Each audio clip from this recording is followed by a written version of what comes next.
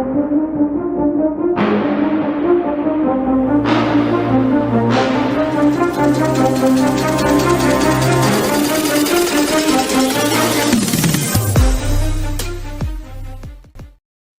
everybody, back to an episode of Wire2Wire Sports Podcast. I'm the NFL genius, Gene Walzak.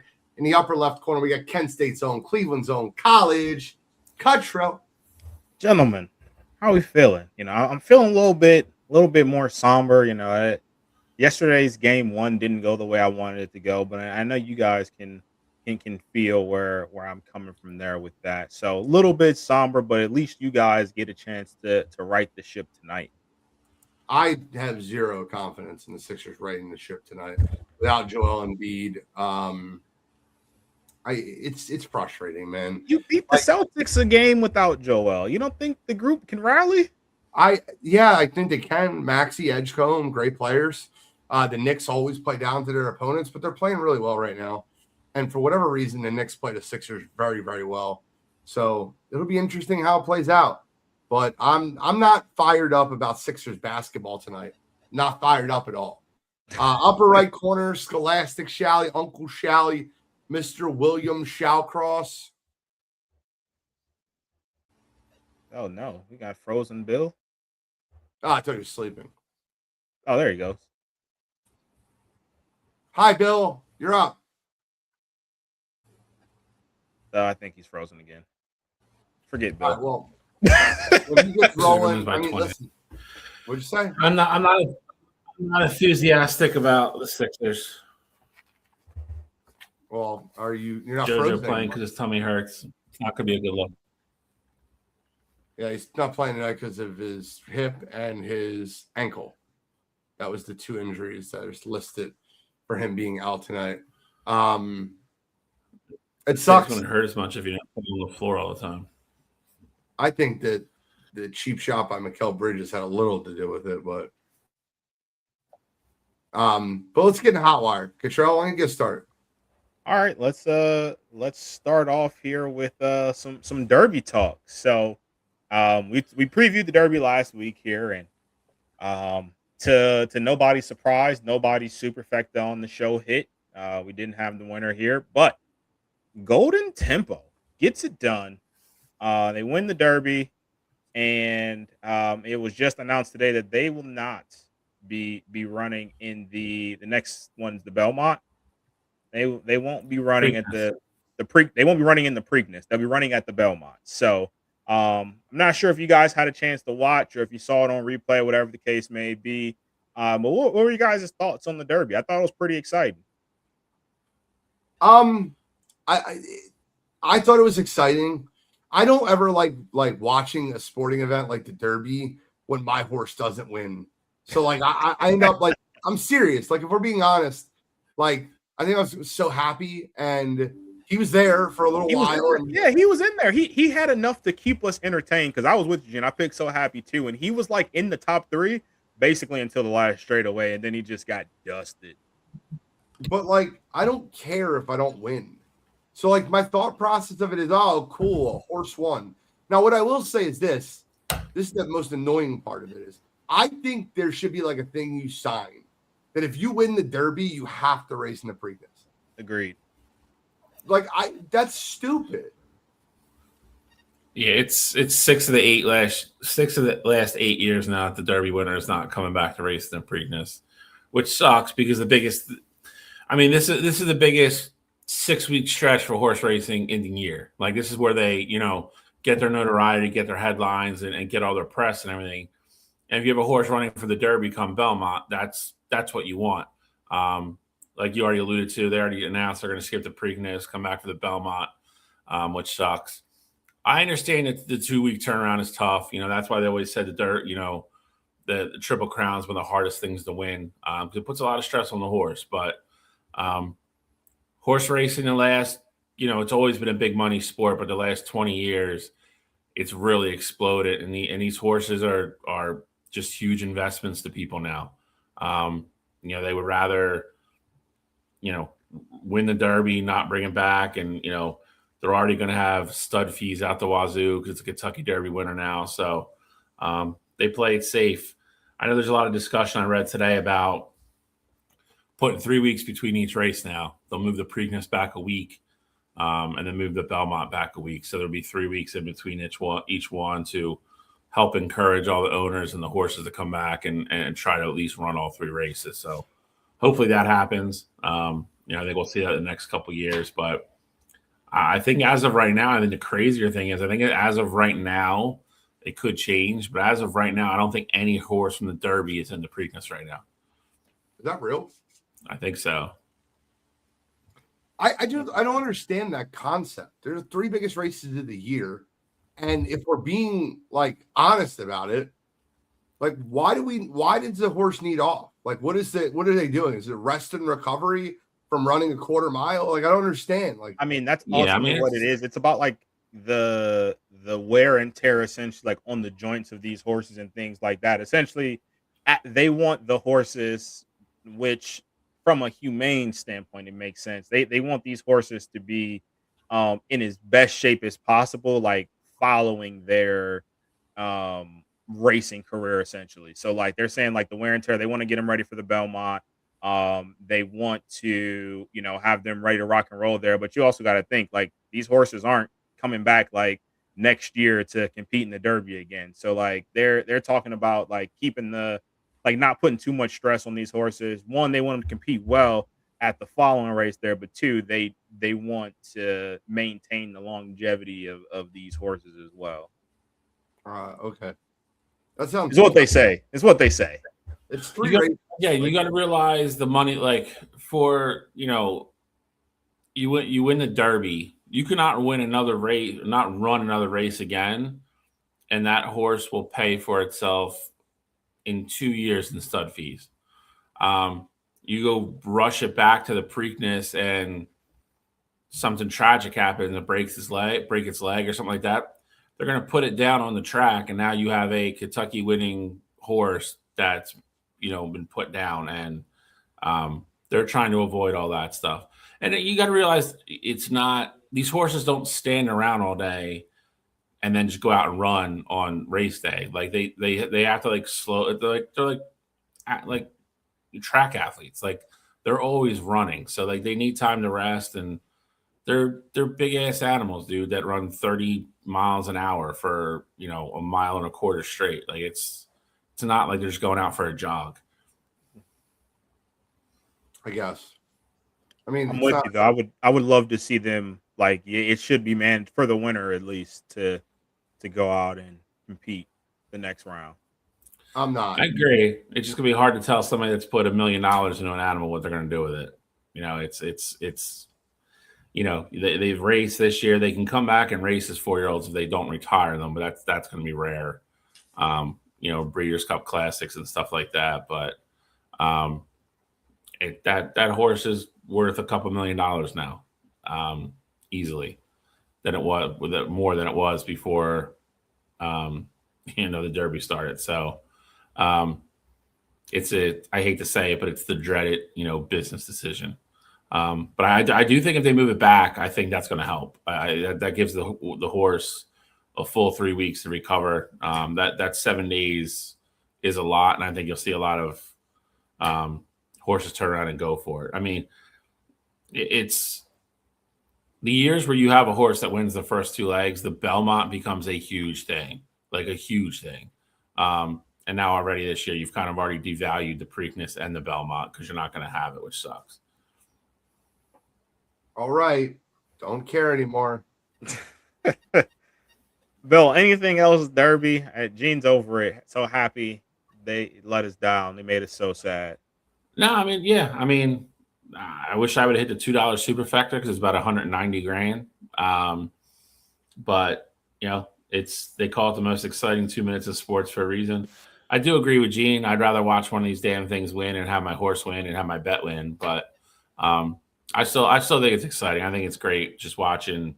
It's hard to watch all these horses come down in one big pack. You really don't know who the hell's who at one point. And then when they get across the finish line, you just hope it's your guy because you don't really know. But I always enjoy Derby Day. I look forward to it. I look forward to it at 6:34. Like, that's the extent of me giving a shit about the Kentucky Derby. Like, you got 20, 25 minutes of my, like, all right, You're in. Go on. Let me make sure I'm in front of a TV. I feel that. Just telling the truth. I don't lie to you. No, I definitely. It's definitely one of those things where you're like, I gotta let it build. Once you actually get there, it gets more exciting. But from something I think that's exciting to something that doesn't excite me in the least. College basketball, NCAA has, pretty much agreed that starting next year, the NCAA tournament will increase to 76 total teams.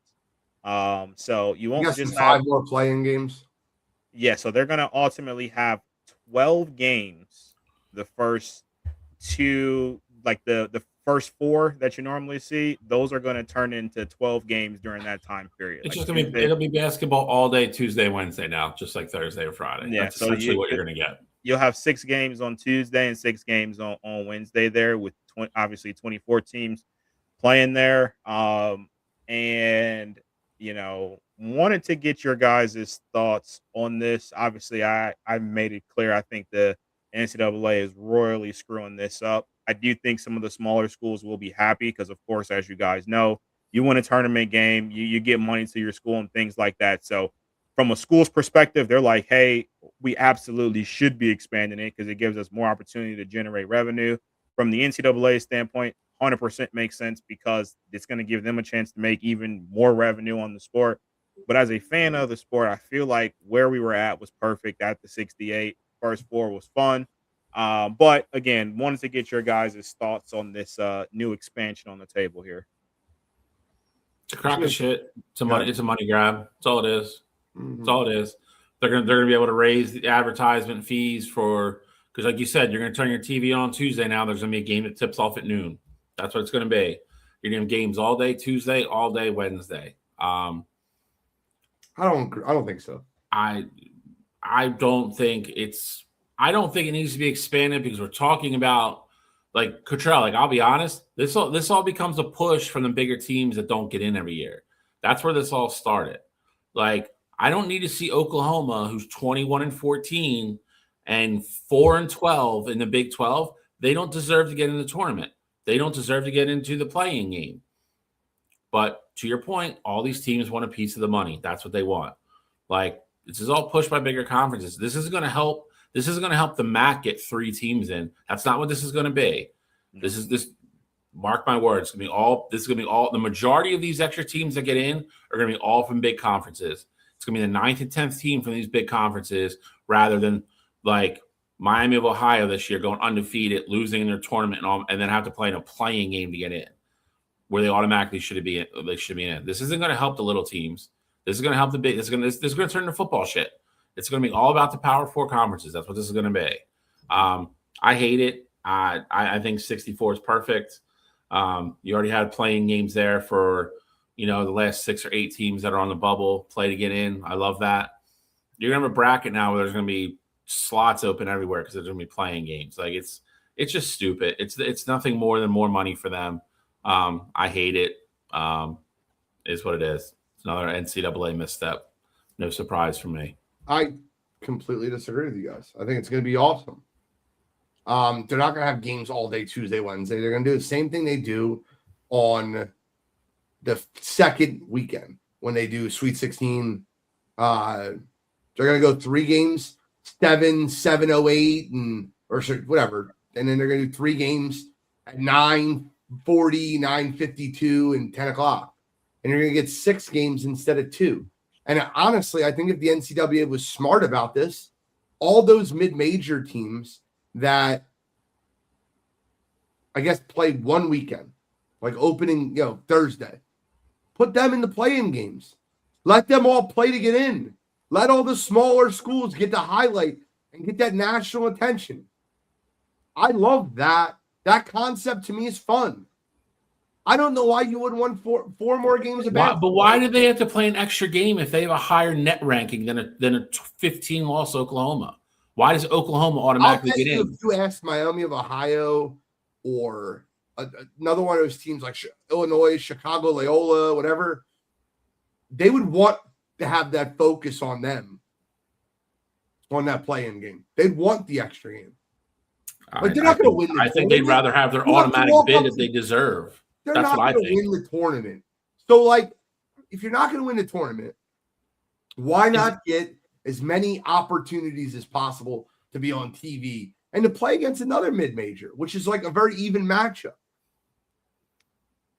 See, I'm not a fan of just putting the mid-majors up against each other because, like, one, Miami of Ohio beat SMU. I think that argument alone is like, well, SMU is in the Big 12, so like it's not like they can't beat some of these schools, especially when we're getting into like that though, Cottrell. I don't mean like a team like Miami of Ohio. I use them as an example. I mean like Fairleigh Dickinson and like those teams that like the 15s and 16s that go up against the 1 seed, getting them an extra game.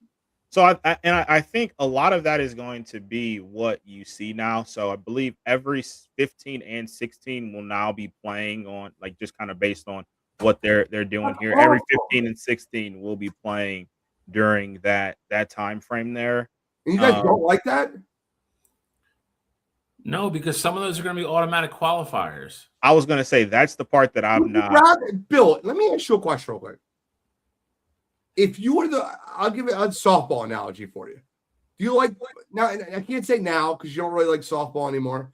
But like, let's just say when you liked it 10 years ago. Okay. Okay. Would you rather be the 1, play the 1, or would you rather have the 4-5 game and then play the 1? If I was the 4 and I won my division, I would want to be in the tournament. I wouldn't want to have to go play another game. I don't want to go play Duke and get the shit kicked out of me by 30 without showcasing any of my players. That's going to happen anyway. I'm going to end up playing Duke one way or the other. Yeah, but I get a whole game to showcase versus like talent. Oh, cool. Oh, did you see the potential to lose a playing game on Tuesday? Cool. No, put me on at 7:00 on Friday night when the whole country's watching.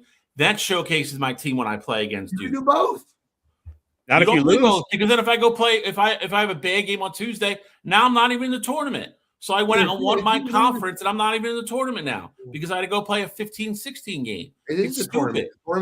These kids play their whole career and have maybe one chance to actually get in the main draw, and now it's like, nope, now you got to go play a playing game. So buttfuck Oklahoma with 19 losses can get in and get their money, even though we beat them in the regular season. The MAC's a perfect example. Every year, there's 2 or 3 teams that should get in from the tournament. You have Toledo, you have Kent State, Miami, Ohio was great this year. There's always 2 of those teams sitting there at the end of the year, like 27-3, but only one of them gets in because they win the tournament.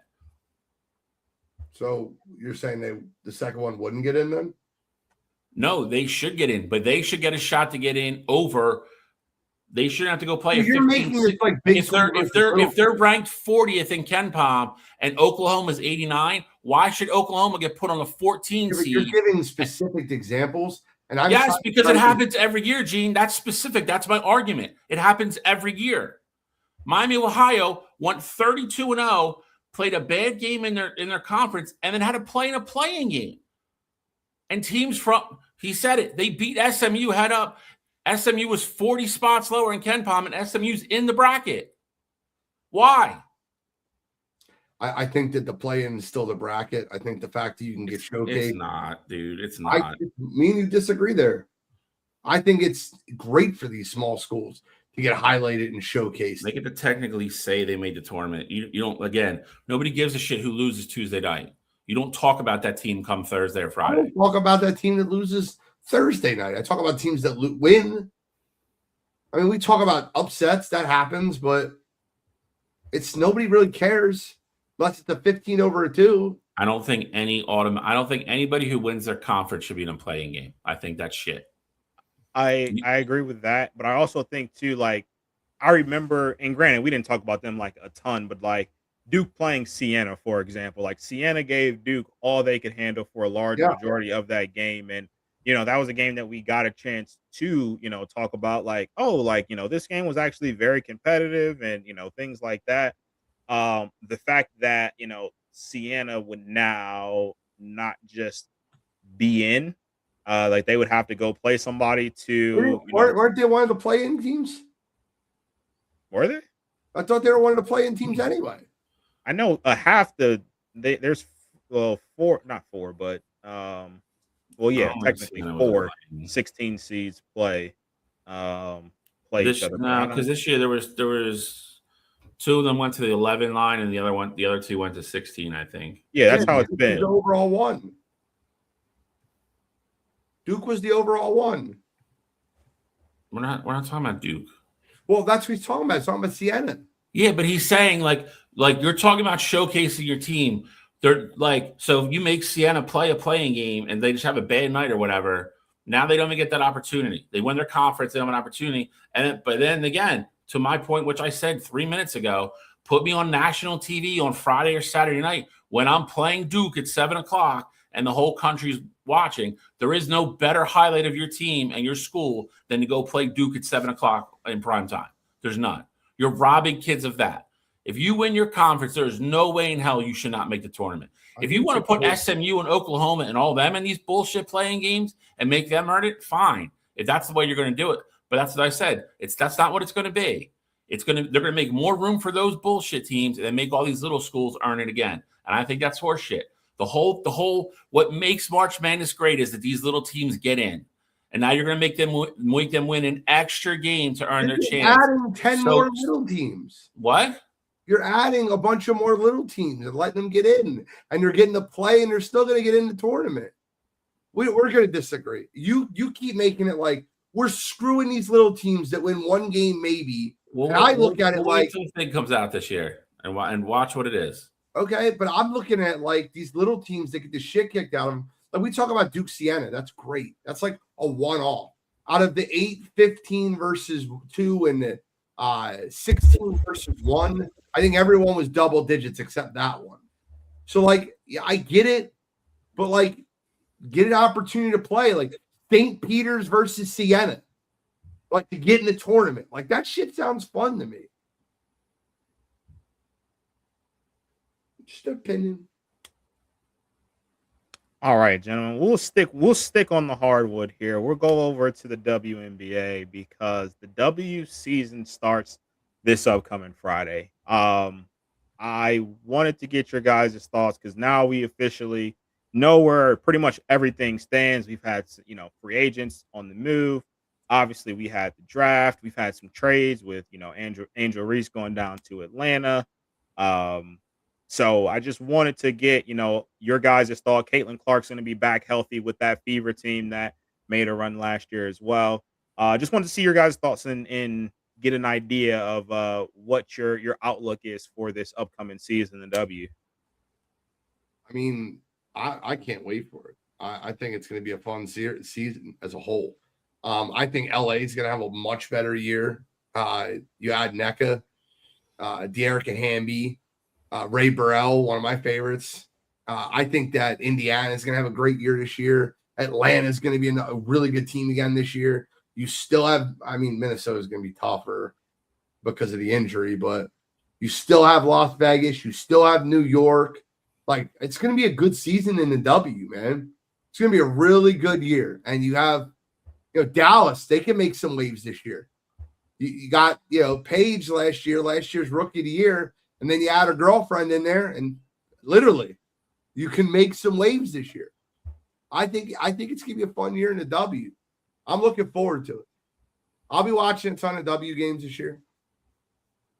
You got any hot takes and/or finals prediction? I think Chicago's out of their goddamn mind. And if I'm being completely honest with you, I know they picked up a bunch of people, but I think they're going to be terrible. I think they're going to literally tank. I think one of the two new teams, Portland or Toronto, I think one of those teams make the playoffs. If I had to guess, I'd say Toronto. That's my bold take.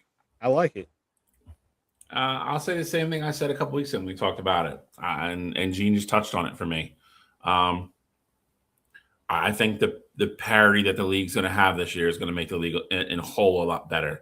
I don't think we're gonna be at the All-Star break and be like, cool, like these 6 teams are not making the playoffs already. I don't think you're gonna have that this year. I think the top of the divisions and the conferences are gonna be way more competitive. I think LA is gonna give Vegas everything they want in the West. I think the East is gonna be tough. I do.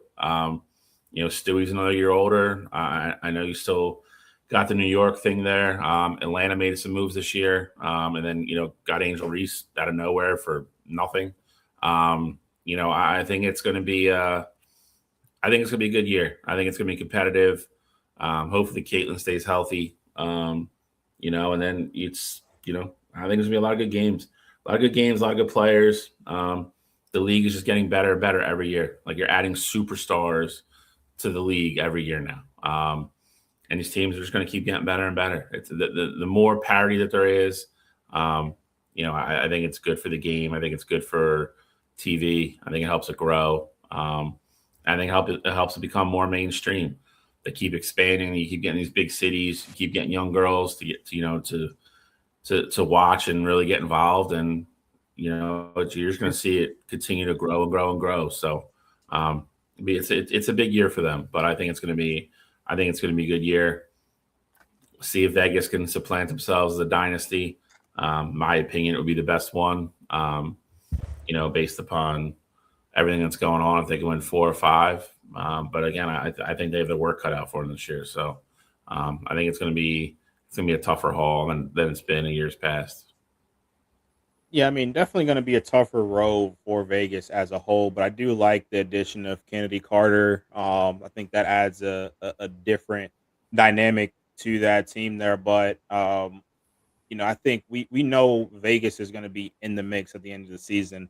The team I'm most excited about, honestly, to see is probably the one that everybody's most excited to see, and that's the Indiana Fever. I'm very curious to see what this group is going to look like now with Caitlin back on that roster. And it seemed like they were starting to find their groove there, especially towards the end of the year. Like, obviously they went on that run, and I mean, they were a game away from, going to the WNBA finals there. So for them to have that kind of play and get that kind of output without Caitlin Clark, I can't wait to see what they look like when she's back out there on the court. It's going to make life for Leah Boston a lot easier. And then they also added Raven Johnson from the draft, too, as a really good two-way player from South Carolina. So I think we're going to be looking at a Fever Aces final. And, I think if Caitlin can stay healthy all year, I think this is going to be the year where, she can compete with Asia for that MVP award, all season. It'll be interesting to see how it plays out. I think Caitlin's going to do Caitlin things, but I will say this: the W really drops the ball every year with the schedule. Do you know what the Fever's opening day? Like, do you know what their first game is? Do you know what time? Like when? I do not know. Okay, so the WNBA season opens up Friday night. There's 3 games on Friday night. Do you think they're on a Friday night? Obviously not. No. The opening game for the W is the New York Liberty. That kind of makes sense. Versus the Connecticut Sun. They're 16-point favorites. Game 1. All right. Yeah. Dumb. That is wild. Then you have the Mystics versus the Tempo. And the Valkyries versus the Storm. All right. Caitlin, Saturday. Everybody plays Saturday. More games are played Saturday.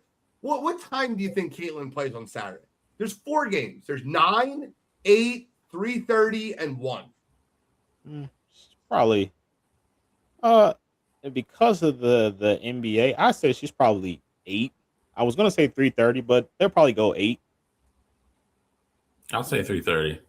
She's the 1 o'clock game. Saturday, 1 o'clock.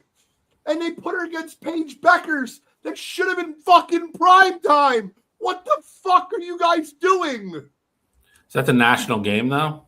What the fucking cares? Well, it matters. Is it going to be? Is that game going to be on ESPN? ABC Disney Plus. That's what. Yeah. So ABC. So it's the national game. Oh, Mercury Aces are on ABC. Sky Fire are on NBA TV. Opening Fridays on Ion, which is probably why she's not playing Friday. There you go. So she's going to be the first ABC game.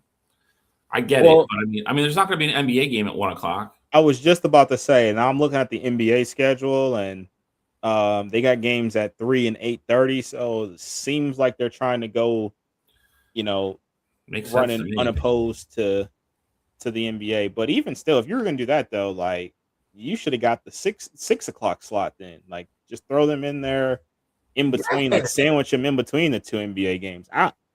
It makes sense from the logistics, I guess, but 1:00 for a prime time game, like let's be real, like you're not staying in on a Saturday at this point at 1:00, like prime part of your day. Like, let me make sure I lock into this Dallas Wings and Indiana Fever game. Just the way I feel. Just the way I feel. Who's your way too early? Well, not way too early. It starts Friday night. Give me your WNBA finals and winner.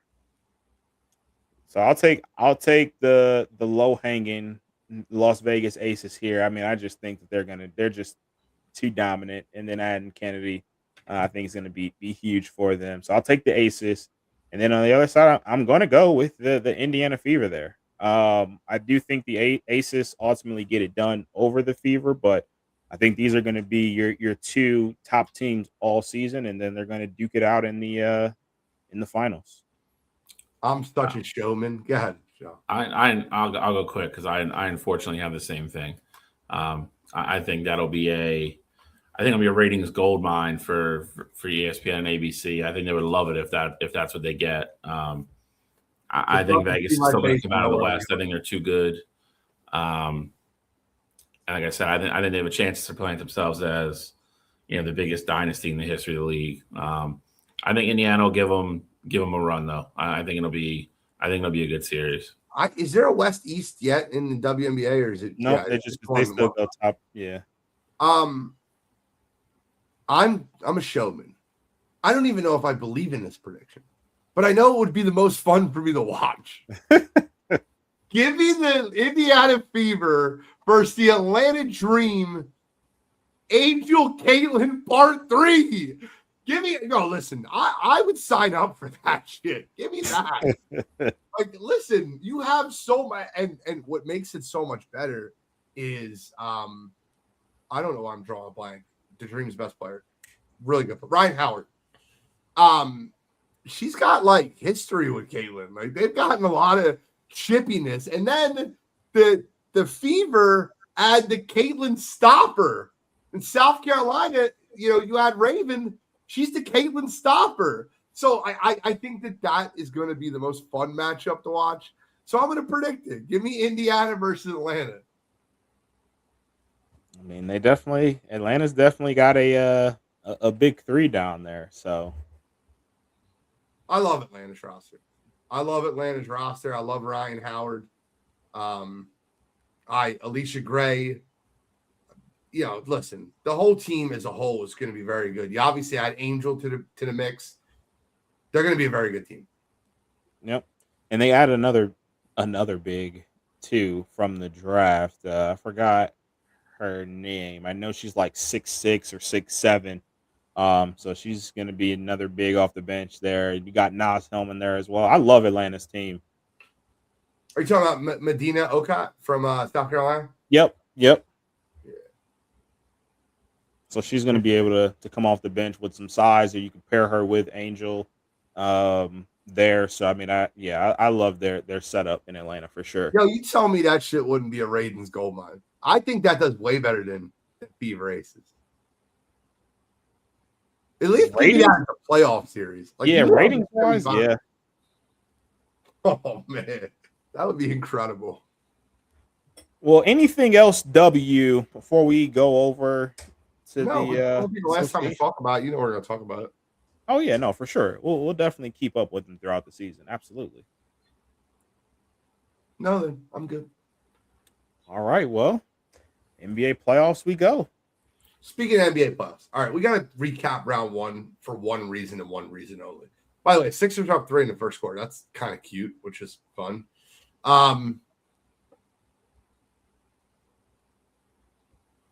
The 76ers beating the Boston Celtics in the first round is definitely something I did not have on my bingo card. Let me tell you how much I didn't have that on my bingo card. I didn't watch Game 6. I streamed. I didn't care. I'm telling the truth. I have a you got to be kidding me tonight, but I'm going to kind of spoil it now. Uh-oh. How in the world Jaylen Brown has the balls to get on a podcast and talk about the referees have an agenda? Anybody that watched that Game 7, bro, Maxey had 3 fouls and not one of them was a foul. Not one of them was a foul. You could have challenged all 3 of them. The 76ers challenged 3 plays and won all 3 challenges. Like, there was no agenda in the game, Jaylen. You got beat. And then he talked about Joel Embiid flopping. The most egregious flop I ever seen in my entire life was Jaylen Brown diving on the ground with no one touching him to pretend he got thrown on the ground by Joel Embiid. I can't. Look, I'll make something very clear. And Shally will understand this. And it's one of those things that I just always remember. There are teams that always beat you. The 76ers haven't beat the Boston Celtics in the playoffs since 1983. They always beat us. Give you an example. There was a team on Tuesday nights that used to beat us all the time. Billy John. Great team. They're still the best team in the league. When we finally beat them, the last thing we want to hear out of their mouth is the officiating, the calls, he was safe. Like, I don't want to hear that, bro. You've kicked our ass for 25, 35 years, 45 years. Okay, Chow. I hear the breath. I hear it coming to you.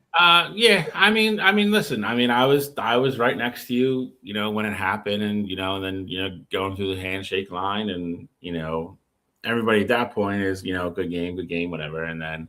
Of course, it turns into, you guys got lucky. We beat ourselves. We didn't do this. We didn't do this. And nobody wants, to Gene's point, nobody wants to hear it. It's crybaby shit. It's, you finally lost, and you lost to a rival, and that happens sometimes. I hate when people try to, downplay or take credit away from a team that just went out and won.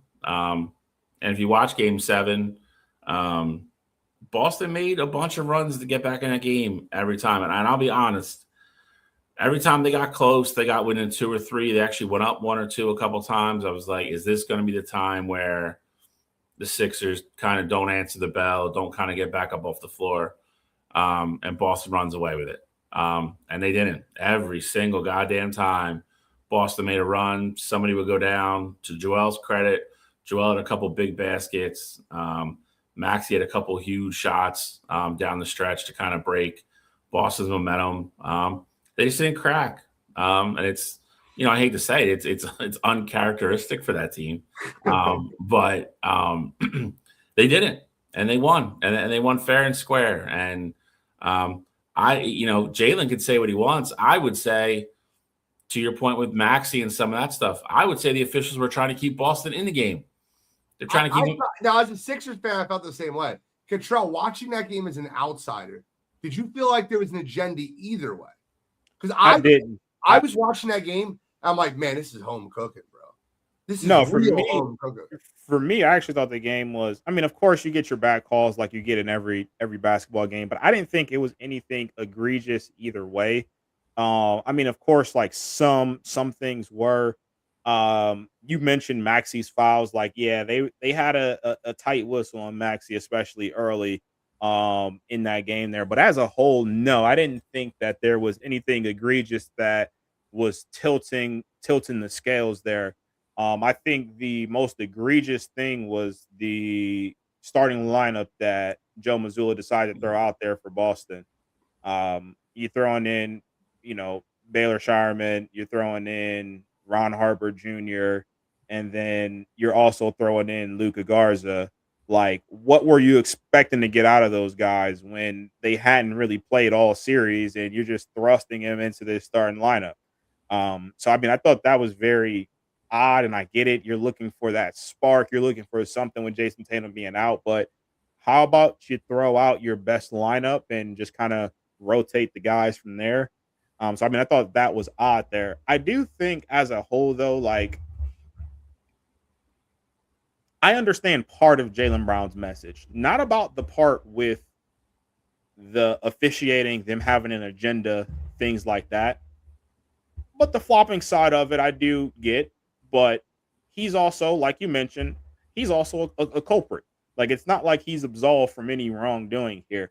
I do think playing, and in this case, they didn't play 7 against them, but I do think playing the series against the Joel Embiid, against the Shai Gilgeous-Alexander, like, it definitely can get under your skin, especially following a loss when you know some of the stuff they kind of get away with or trick the officials into calling.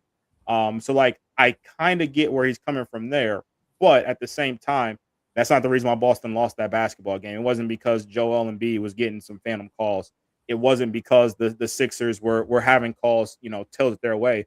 At the end of the day, the Sixers were the better basketball team that day. And if you're upset or you don't think that should have been the case because, you were missing Tatum, it's fair for you to think that. But the reality is that of the guys who were on the court, the 76ers players played better, they played harder, and that's why they won the basketball game. I don't think enough's being made out of the whole. I mean, I think Nick Nurse absolutely outcoached Joe Mazzulla as well. But to your point, I mean, I don't know how you go Game 7 and start that lineup, and then not even so. Like, then the Sixers come out and start hot, and you really don't get out of it. Like, it's not like okay, like, you know what? Maybe we'll throw this out there. Maybe it'll surprise them. Maybe, we'll get into different sets, get a couple different matchups that, they weren't expecting. Maybe we, and that keeps us in the game. But it was very evident very early that lineup was not going to work. Like, very early, like very quickly. Like, I think second, third, or fourth positions down, Joel literally ran down the court, went to the low block, put his arm up, and then just threw the ball down to him. Like, they knew what the Sixers were going to do right away, and he stayed in it. I don't think enough's being made about that. And on top of everything else, I don't listen. I am first and foremost one of the people that cannot stand how much Joel Embiid's on the ground, and I've been outspoken about that for many since we started this show. That being said, I don't know if you can find me a clip or a highlight of Jaylen Brown driving down the lane or driving the baseline in this series and not pushing off on somebody. Like, I just don't want to hear it, man. Like I get it. Like, it's frustrating to point to that after you lose when you started getting called for offensive fouls because you're doing bullshit you're not supposed to be doing. That's a tough sell for me, man. Like, turn around and be mad at your coach. If you want, I don't know how hurt Tatum is, but like, go start there. Go yell at the 3 big guys that just got abused every minute of every game that Joel played. I mean, there's a million other places you could look, like Cottrell said, for the reason why you lost this game. It's not because Joel's flopping. It's not why you lost. All right, let's talk about the rest of the NBA playoffs. Couple 7-game series.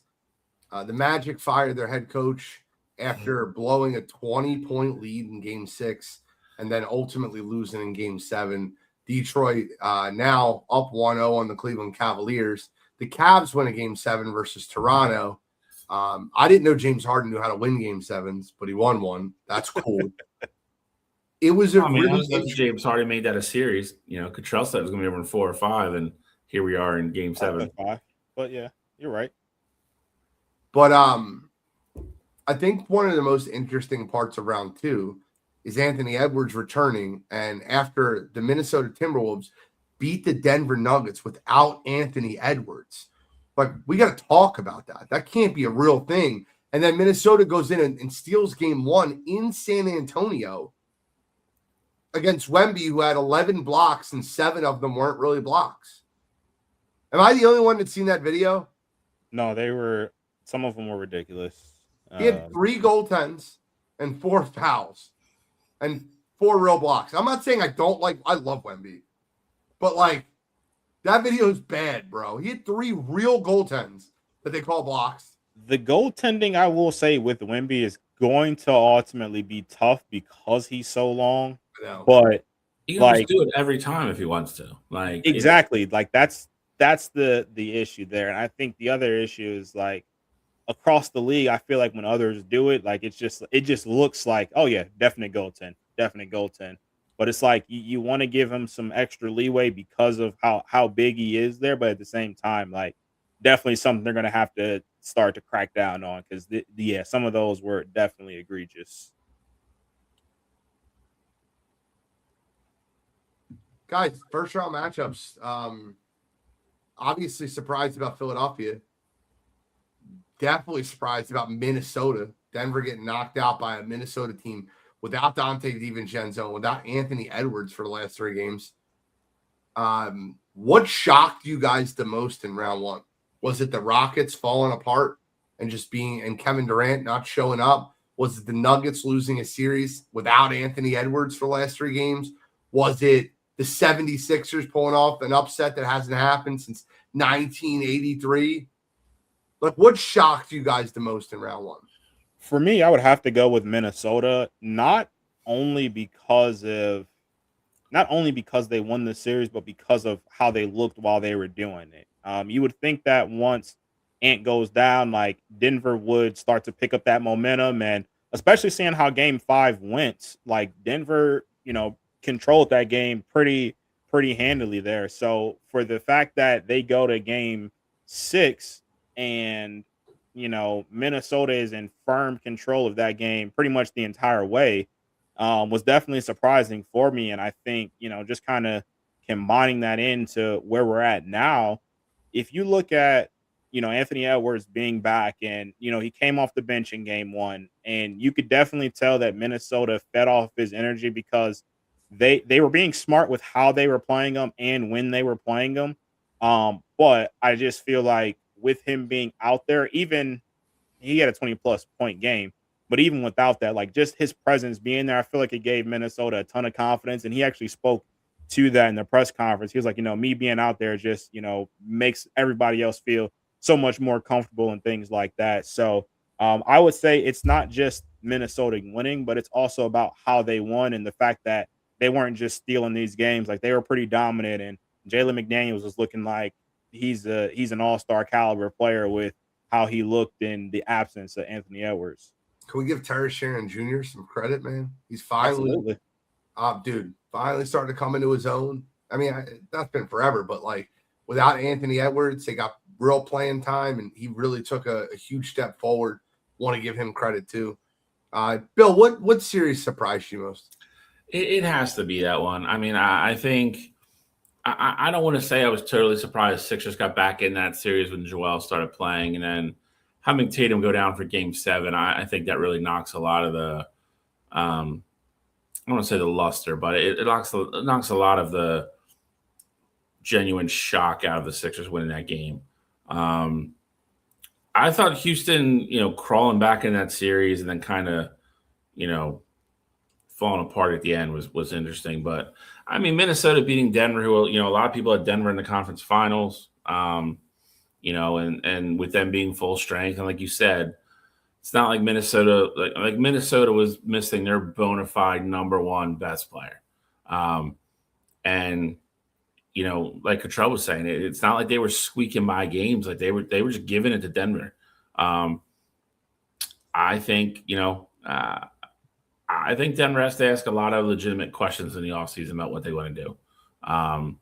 We remember a year and a half ago they fired Mike Malone, and they kind of scapegoated him, and that's clearly not the issue. There's other issues going on there. So, I saw Joker to say, "Hey, we're just an average team. That's the way we played. That's why we lost." So I mean, he was clearly not happy, and he put it right out there. And You got to give Minnesota credit, man. That is I don't think anybody would have faulted them for, falling. I don't want to say falling apart, but obviously losing that series when Ant went down, to battle through and beat Denver. It's a big deal. And, now he's back. And like you said, they come to San Antonio and steal game one. For me, I think it's got to be that. But overall, I think it was a really good round one. I mean, other than OKC and San Antonio kind of being dominant and just kind of, I won't say walking through, but they weren't really tested in their series. Everything else was good. And I guess, I remember even putting in the chat when Orlando lost game 6, I said they just pissed away the series. And the Detroit just smoked them in game 7. But a lot of really, really good basketball, like across the board. I'm actually enjoying watching a lot of it so far this year. I agree. Control, what's your favorite second round series? Don't say the Caps either, please. Favorite second round series. Now that Ant's back, this Spurs Timberwolves series intrigues me. I think it's part of what intrigues me is the fact that Rudy Gobert has had a chance to play with Wemby, on the French national team for quite a while now. And so obviously Rudy Gobert is known as a really stout interior defender there. And so the fact that, Wemby struggled in that first game, like I kind of wonder, like, how much does Rudy know about, hey, if I force Victor this way, like I've been playing with him since he was a, 16-year-old kid or whatever the case may be. So like, I'm very intrigued by that dynamic of that series. And now that Ant is back, even without Dante, like I feel like based off of their history, because I mean the Timberwolves like are a team that has consistently, the past few years here have won series in the playoffs. Like we've seen them get to the Western Conference Finals. We saw them, win series last year.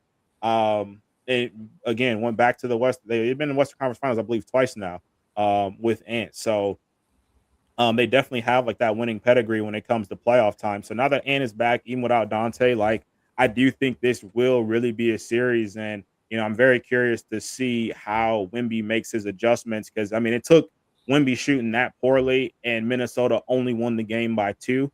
So I'm curious to see like how the adjustments get made. And I think that's going to be a fantastic series moving forward. Are you buying into the Timberwolves winning that series? I'm not fully bought into it, but I definitely think they can make it a lot more competitive than I would have originally thought. Okay. I still think the Spurs Thunder are going to roll in their series. I think that the Timberwolves keep the series close. I think I already know the finals right now, like what it's going to be. I think it's Spurs Thunder. I think it's Pistons versus Knicks, and I just don't see it going any other route. I'd like to be wrong. I'd like to be Sixers Cavs. That's what I would want. But I look in the Eastern Conference. I think that's the best series. I think Cavs versus Pistons is going to be a good series to watch. I think that Donovan Mitchell needs to wake up and become playoff Donovan. Absolutely. And James Harden can't have 7 turnovers in game like he did in game 1. So it'll be interesting to see how everything plays out. I'm intrigued to see, and if the Sixers steal one tonight, which I don't think they will, that series then becomes more competitive again. Because then you get an extra day off.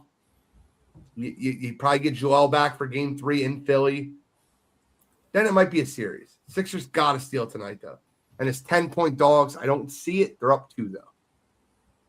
I will say as well, like, this is not me saying that I think the Lakers are going to have any shot of being OKC, but JJ Redick has firmly, for me, like submitted himself as a good coach. I'm not going to go out and say he's a top 5, top 10. Like, I don't know exactly where I place him, but from an X's and O's standpoint, he is absolutely incredible. Like, we could talk about what, LeBron did in the game, how Marcus Smart played. That, for me, like, the only reason why that game was somewhat close the first 3 quarters was because of JJ Redick and his game plan in there. So the fact that they were able to double team Shea and get him very uncomfortable, and not just straight up double teaming him. It was when they were doing it, how they were blitzing him, getting the ball out of his hands. You could tell he was flustered.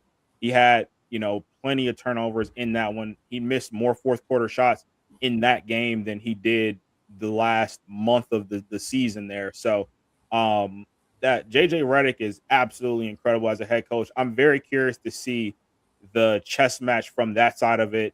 I do think it's going to be Thunder in 5, but I'm curious to see moving forward what OKC's adjustment is to Shea getting blitzed like that, because if nothing else, I think JJ is starting to throw out a blueprint for maybe the Spurs the next round, maybe for the Knicks in the finals, maybe for whoever they play down the line there. But I think JJ's done an incredible job of putting together game plans for his opponents so far this playoffs.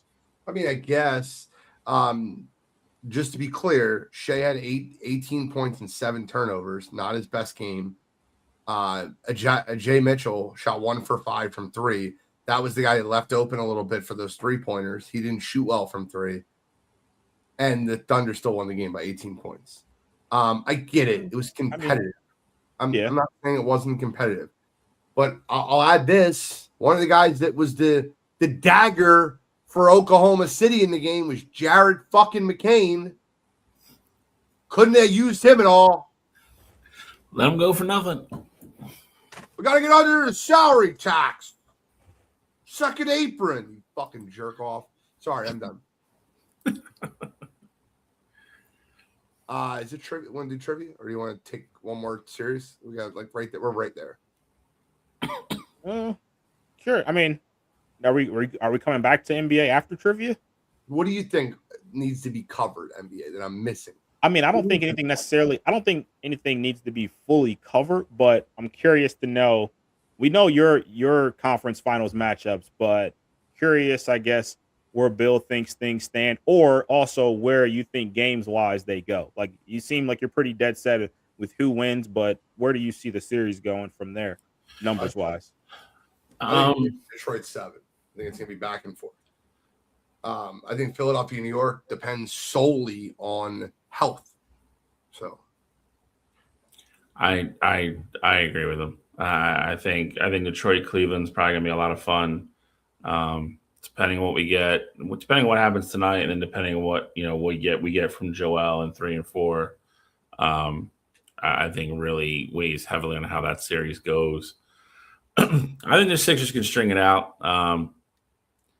If he's starting to miss games already, though, that's a little concerning for me. I'd say the Knicks probably win in 6 or 7. I think they beat whoever else comes out of the other series. And then I'm sticking with, obviously, San Antonio and OKC and the other one. How do you see it? I got OKC in 5, Spurs in 7, Cavs in 6, Knicks and Sixers in 7. That'd be great. Cavs Sixers would be incredible, bro. I'd sign up for that. I'd be thrilled. I do want to say this, and I want to say it out loud. I made the comment. Look, let's do trivia. I have one NBA debate I want to do afterwards. I don't want to spoil it. Let's do trivia. Then we'll go back to an NBA debate. I already know what it is. Yeah, you've seen it on my Facebook, probably. Yeah. That's fair. You probably did too. But I don't want to spoil it for the listeners at home. To go I have a fun question tonight. Fun question. And, we often do this, and we play our own agendas. This is going to be an agenda. Oh, brother. Maybe not an agenda. I don't like it. It's too late. You already said it. Going back to the NBA playoffs. Most career playoff game losses since 1970. I'll give you a hint before we start. Nobody on this list did not play in the 90s or sooner. So there's no 70s players on this list. It's since 70, but there's no set. Like, if they played in the 70s, they made it to the 90s type of thing. No one on the list played in the 70s. Okay. No one. Okay. So this way, everybody, you all know the players. Most career playoff losses. Who's lost the most career playoff games? Guys, we know Brett Favre's thrown the most career interceptions. Great quarterback. A lot of great players on this list. Great players on this list. Shally, you won last week. You get to go first. Keep coming back to an agenda thing here. So I'm going to assume that's a little bit of a dig at Cottrell. I'm going to assume LeBron is on this list somewhere. LeBron is not only on this list, he is far and away the number one answer. Number one, most losses. I'm not going to give you the totals, though.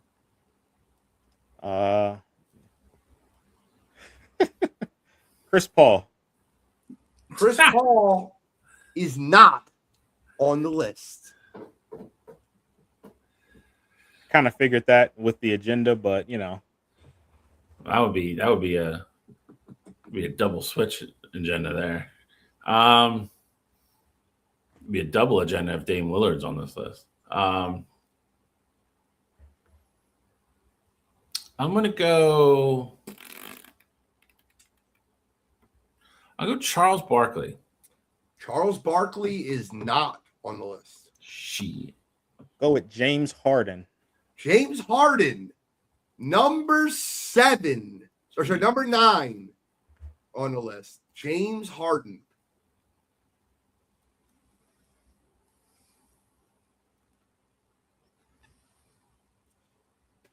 Hang on. I'm pulling up the list so I can give you guys the exact total. I think that's cooler. James Harden has 87 losses. LeBron James, number 1 with 111. So you kind of know your range now. That's a lot of games, man. Jesus Christ. I mean, LeBron's played the most by far. I know, but I mean, still, like, I mean, the guy's won a couple of titles too, and have 111 playoff losses. That's crazy. Yeah.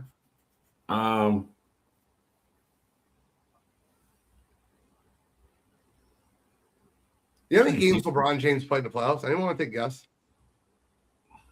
I mean, it's probably gonna be close to 300 then. Yeah. I mean, yeah, I'd say it's probably like 300. 299. He probably played 300 last night. Yep. I'll go Kobe. Kobe being Bryant is not on the list. Yeah, if they made it, they didn't really lose. In the early days, they lost a lot. What? When they three-peated? I'll go Karl Malone. It's a great answer, sir. Karl Malone is number 3. I don't know if he's on there, then John Stockton's on there. Yeah, that's why I didn't want to throw him out there. But. Stockton and Malone, 3 and 6.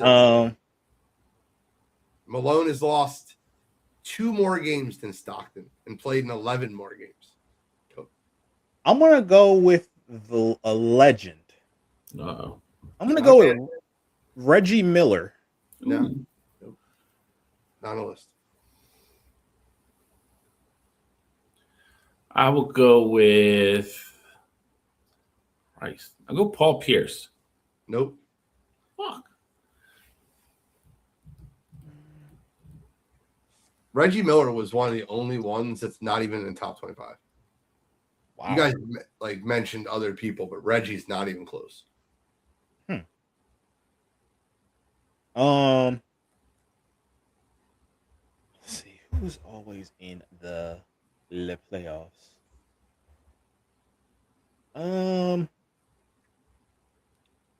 They won a lot. They were also there a lot. I'll go with Dirk Nowitzki. Nope.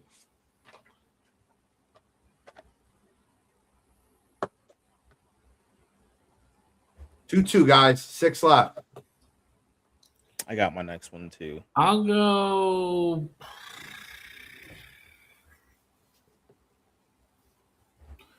Tim Duncan.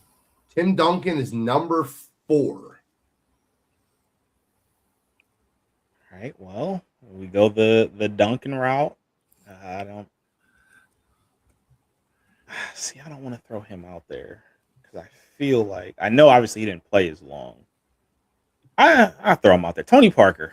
Tony Parker is number 7. Cheater. Hey, you got Stockton, so we're even. Just to be clear, that was 94 to 89 losses between Duncan and Parker. 5 more losses for Duncan.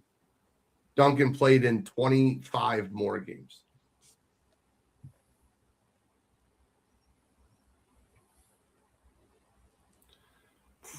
I got another one. I will go. I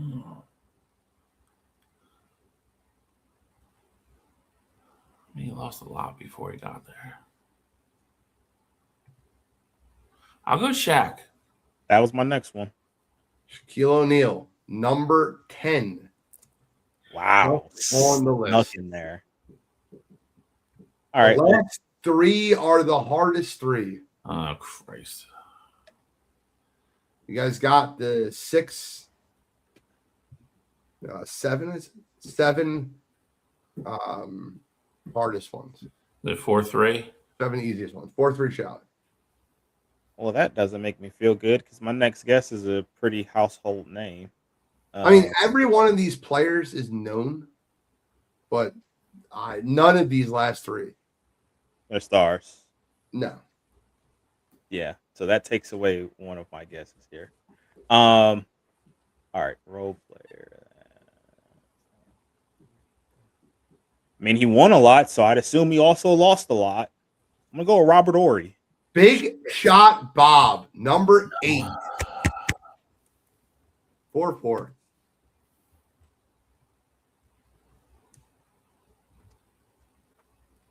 What a pull!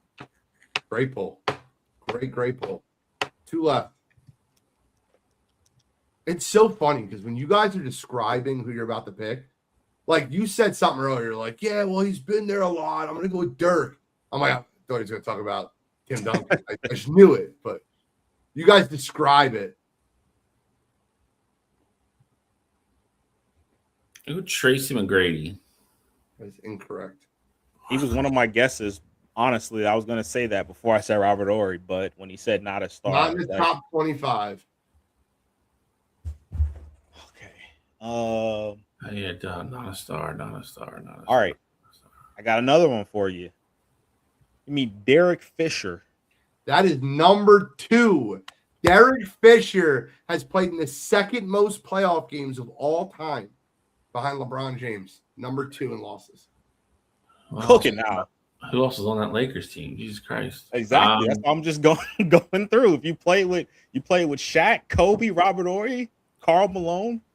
Oh, no, that one's a star. I don't know. And Kobe's not on the list. Kobe's not on the list.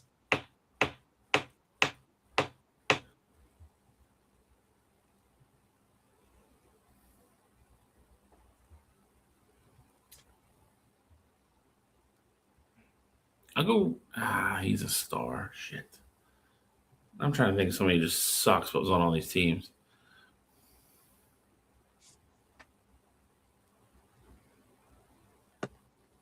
Five for Cottrell on the comeback trail.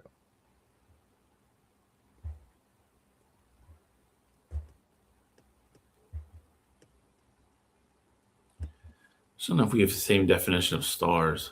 I think I got my last one. Well, I mean, what would you consider a star, Sally? I don't know. I mean, like I consider a star a guy that's been a first or second option for a championship team. Is that fair? Yeah. Okay, that's what I consider a star. Okay.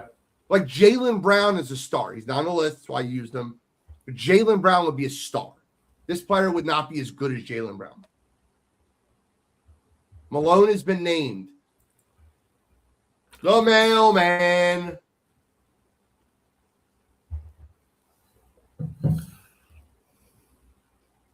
Yes, John Suggs. They did mention Tony Parker. He has been named.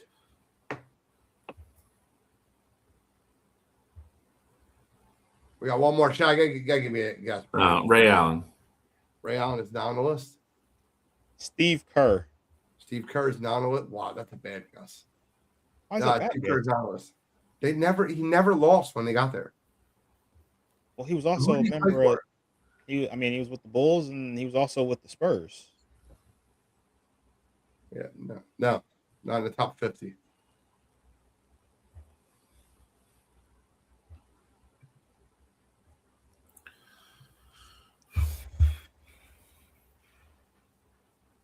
It's 5-4. So we want to give you guys 2 more rounds. If you guys don't get it, Cottrell wins.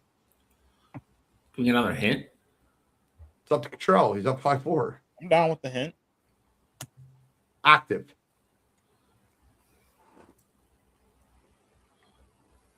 I knew the hint I was giving immediately. If you guys let me know. Okay, active. I think it's a great hit. He just doesn't give it away, but kind of eliminates a lot.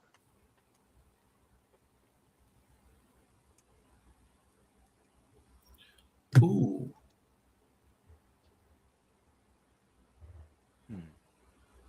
Could it be the guy that I used 2 weeks ago?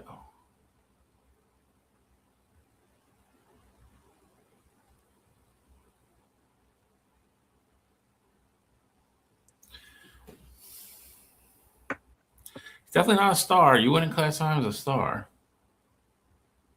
I need a guess. Let's get it. He's still Where's it going? He was there for a long time. I'll go Big Al. I need a full name, sir. What is this, Jeopardy? Yeah. Who is Al Horford? Al Horford is the last name on the list. Now my tiebreaker is simple, guys. I need number 11. And whoever gets highest I have the list up to 25. You guys will both give me a guess. Whoever gets highest.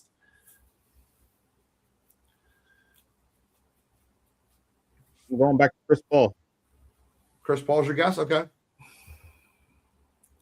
He's got to be close. Fuck. I'm sticking with Kobe. He's got to be close. Kobe Bean Bryant is number 11 with 85 losses. Chris Paul is number 34 with 62. Congrats. Chris Paul. Guy doesn't lose as much as you guys think he does. Oh. I mean, granted, the first here we go. It's just 5 years of his career, he didn't really make the playoffs. So, well, what happens is he has a lot of first round exits, so it's only 4 losses. When if you win in the first round, you lose 2 games. I'm serious. It's not a lie. No, you're not wrong. It's just math at that point. Michael Jeffrey Jordan, not on the list. Like anywhere? I mean, he's not top 50. I mean, you got to think when he was getting swept, it was only 3 as opposed to 4 for the first 6. Yeah, you're right. First couple rounds. Let's say 6. Shut the fuck up.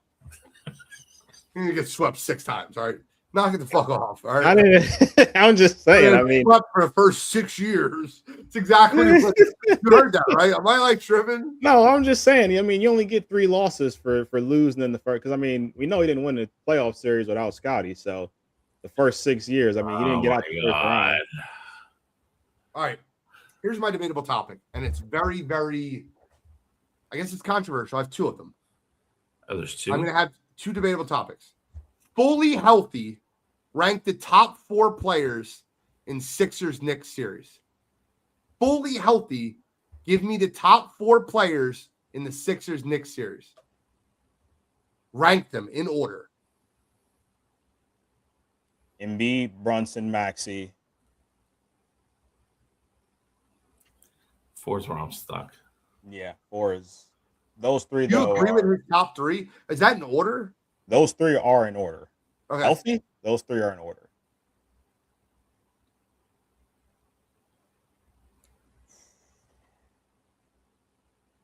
The 4th is where the debate is. The top 3 players are the top 3 players. I have a different order than you. I mean, I'm sure you got Maxey ahead of Brunson. I have Maxey ahead of Embiid.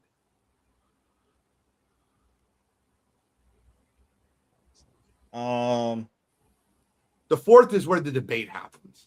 That's where the argument is, and that's okay. So in the biggest possible picture, the answer is probably Cat, but I'm obviously you guys know I'm not a Cat. Karl Anthony Towns. He's probably the answer. I have Cat. But VJ is. I'm a VJ fan, man. He's made me a fan. You got him 6th. I hope it's not behind Bridges. No.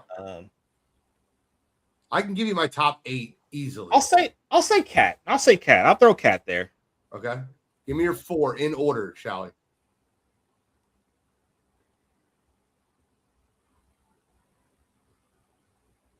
I mean, it's definitely my top 3. Is that the order though? You telling me like there's nothing wrong with Joel at all? Like he literally has no aches, pains, nothing. Like going into the series, they're fully healthy. That's what I'm saying. So like he is 100% healthy. That's why he's at 1 for me. Have him healthy for all 7 games. The way I look at it is going into the series. But that's not what you're asking, though. Yes, it is. Yeah. Okay, if that's what you're asking, then yeah. I mean, if that's what you're saying, like going into the series fully, then I mean, no, Embiid's not going to be my number 1 guy. No, but if he's telling me he's 100% healthy all year, then the way I position the question is walking into the series, assuming everyone's healthy, going into the series, rank the top 4 players in the series. I can go 8 through 1 if you want. If you want me to help you, I'll help you. That would just change my order. I would go Brunson, Maxey, Embiid, and then Cat. Okay.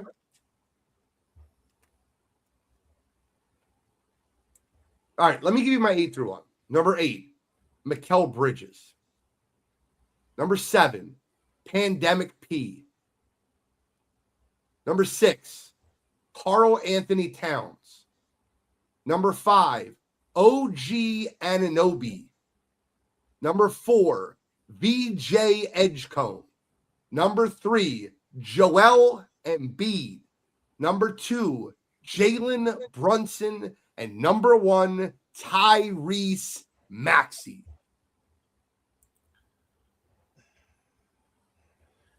I know it. I mean, I know what you're getting. I don't know if I can put him over Brunson yet. You can't, but why can't you?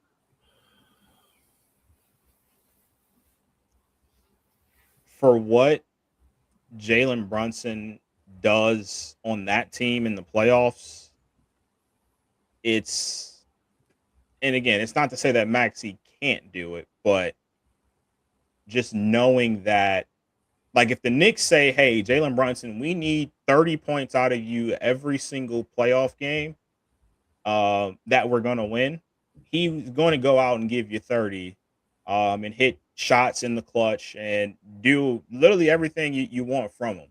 Tyrese Maxey, while I love him as much as you guys, and I'm not even, a Philly person, but he is not where Brunson is. Now, your next question, I think it's very interesting, but in comparison to Jalen Brunson, like I don't think he's, and it's not a crazy gap, but I just don't think he surpassed Jalen Brunson yet. Just throwing this out there. This is the tale of the tape for this year. Okay. Maxey averaged 28.3 points a game, Brunson 26. Maxey 4.1 rebounds per game, Brunson 3. They were almost identical in assists, but Brunson did have the lead 6.8 versus Maxey 6.6. Maxey a better true shooting percentage, 59%. Overall offensive impact, edge goes to Brunson. Defensive impact, huge edge goes to Maxey. Overall impact goes to Maxey. Usage rate is almost identical. So that's what your tail of the tape is this year. And Maxey's 4 years younger at 25 years old. I think he's getting better. I think that Max Brunson is good. He's not as good as he was last year or 2 years ago. I think their trajectories are doing this. You might have them here. I have them here. That's okay. But I mean, listen, I've said it. I don't think Maxi's at his ceiling yet. I mean, and again, and it's those 4 years matter. I mean, that absolutely factors into it because that's 4 years younger, four more years. He's going to get better. 2026. I don't care about those 4 years right now for two players that are in their 20s when we're looking at guys 35 plus still at the top of their game. And I'm not just talking about LeBron. Like, I'm talking about, like, there are a lot of older players who are still highly regarded as the top 15 players. You think Jalen Brunson has hit his peak yet?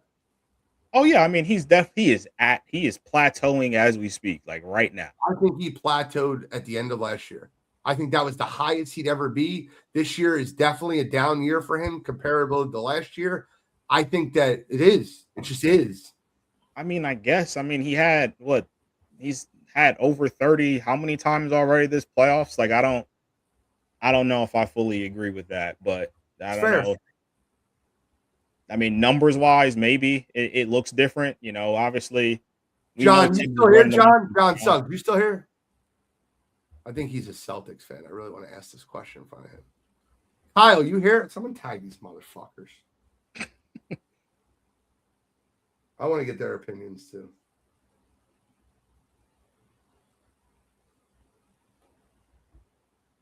Suggs, the problem is Suggs is on YouTube. I can't tag him. Hopefully he's still here. Here's your question too. Start, bench, cut going forward. Start, bench, cut going forward. You're a new franchise, however you want to look at it, however you want to do this. Start, bench, cut going forward. Jaylen Brown, Jason Tatum, Tyrese Maxey. Start, bench, cut going forward.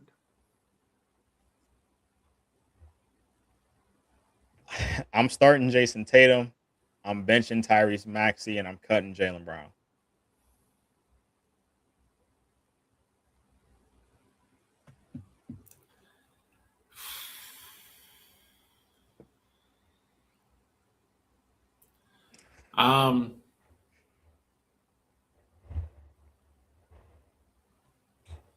I'm definitely cutting. I'm definitely cutting Jaylen. I think that's the easy part of this.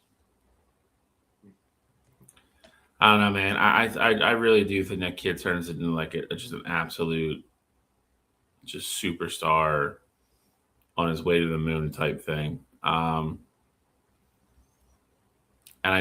I think Jason Tatum's already great. I don't think Jason Tatum has another gear. I don't think he's going to get better than what he is now. I'll go start Maxey, bench Tatum, cut Jaylen Brown. Then none of us have the same order. None of us. You hate Tatum. You cutting Tatum? Bro, he popped an Achilles. And his other Achilles is literally hanging on by a thread. He set up to 7. What? Stop. So now he gets arrested. What? Now Tatum gets arrested. Under a year and played pretty well, dude. Like he's gonna rest. I mean, 22, 10, and 5 off of a torn Achilles. I mean, I think he's gonna be okay moving forward. I'm starting Tyrese Maxey. I'm benching the better Celtic and Jaylen Brown. And I'm cutting Jason Tatum. That's what I'm doing going forward. And finally, the prediction I made 3 years ago has come to light. Jaylen Brown is the better Celtic going forward than Jason Tatum. You're just fulfilling your agenda. Okay. I mean, that's all we're doing here. I mean, that's a hard thing after you say what you want, but I mean, Jaylen had a prime opportunity to make his stake there and got lost on his home court without Jason Tatum. Jalen also is going to come a lot closer to winning MVP than Jason Tatum ever has. I don't think that's fair. Jason Tatum's been first team All NBA 4 years in a row, 3 years in a row. Like, I mean, it's not like that puts you in the top You five. think Brown will be third this year? Has Tatum ever finished third? Well, JB won't He be didn't third. play He's most of the year. He's not the finalist. For, He he won't What's be. the finalist? Wemby, Shea, and who are the finalists? Joker? It's Wemby, Shea, Probably and Joker. Joker. Yeah. I guess that's fair. And Jaylen Brown would have been fourth. I just think that Jaylen Brown's played better. I think he's a better overall player. I think he's a better two-way player. I do. This doesn't without an Achilles tear, this isn't even a conversation. So the fact that Tatum tore his Achilles and we're having this conversation kind of speaks to where these two are at. I agree. I think Jaylen Brown's better. I think that Tatum already has an Achilles tear, and I think another one's on its way. I think that Jason Tatum has peaked, and I think Jaylen Brown is still on the ascend. He has best season as a pro this year. Yeah, because he got the ball all year. Hey, listen, that's how it works. That's why people think Jalen Brunson's better than Tyrese Maxey. Tyrese Maxey had the ball all year this year and outperformed them.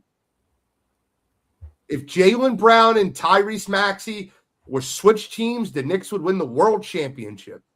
Oh, that's a fucking lie. Oh, my goodness. Maxey, baby. That's a lot, bro. That's I kind mean, of delusion at its finest. I don't really believe that. I was just having a little fun with that one. By the way, Sixers up 1.5. I'll take it. They're hanging around. I will tell you this. Blood.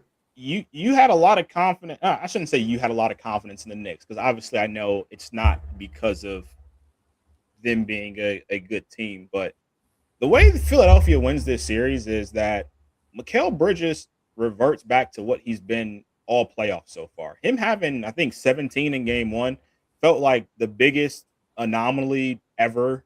The fact that New York was shooting the ball as well as they were, like, I don't think that happens again. I think they shot 51% from three. They had it clicking. Like, I just don't think that New York. Brunson might play more games in Philadelphia Stadium than Paul George in their career.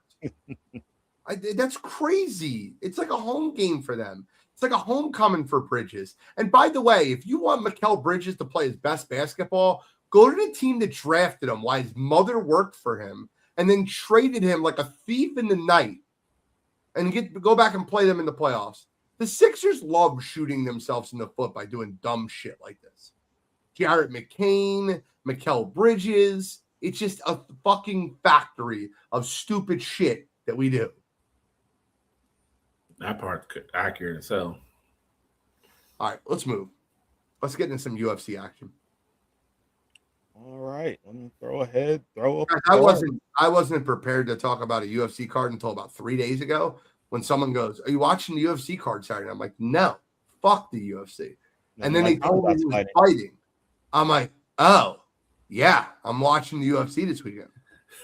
That happened about 7 hours ago for me.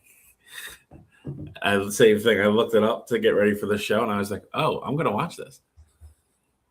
You guys are watching to see Mr. Strickland get teed off on. 99% of the people watching this pay-per-view are watching to watch him get his ass kicked.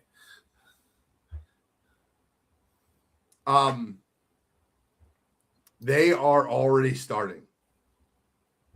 If you didn't see, Hamzat Chimaev released like gym footage of him wrestling and sparring with Sean Strickland and absolutely destroying him.